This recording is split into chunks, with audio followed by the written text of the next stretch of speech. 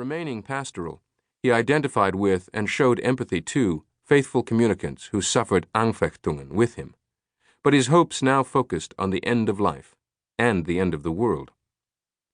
Believers who lived by faith should pray after the manner of a phrase he used when writing to his wife. Come, dear last day.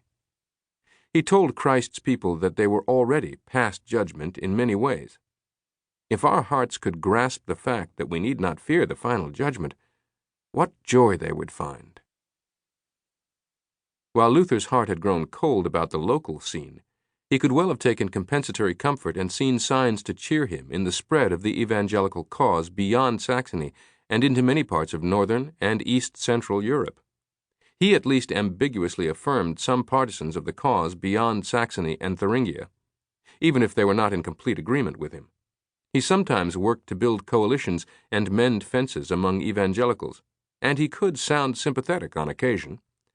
After the theologian Zwingli was killed in battle in 1531, Luther, who still often spoke of the theology of his Swiss counterpart with disdain, and at one time was not sure Zwingli would be in heaven, expressed regret about his death, fearing, he said, that now the Swiss would not be saved. At the same time, the widening of evangelical influence brought ambiguities and problems. The most telling concerns came from some in the company of Luther. One of the most revealing and plaguing issues concerned John Agricola, a kind of protege, who read how Luther ruled out the divine law as an agent in salvation, and then carried the idea over to the moral life.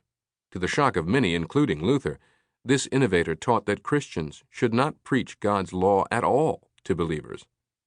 Having been made just, they were simply beyond its reach. After it became clear that Luther was unable to silence or convince Agricola, the two engaged in open conflict beginning in 1538.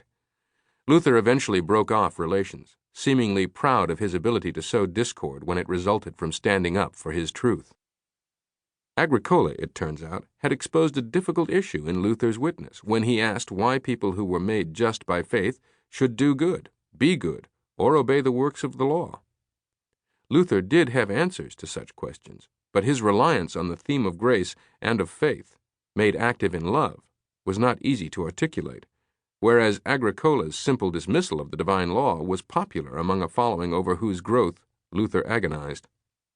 He continued to receive friendly overtures from notable theologians such as Martin Bucer, whose influence was strong in and around Strasbourg.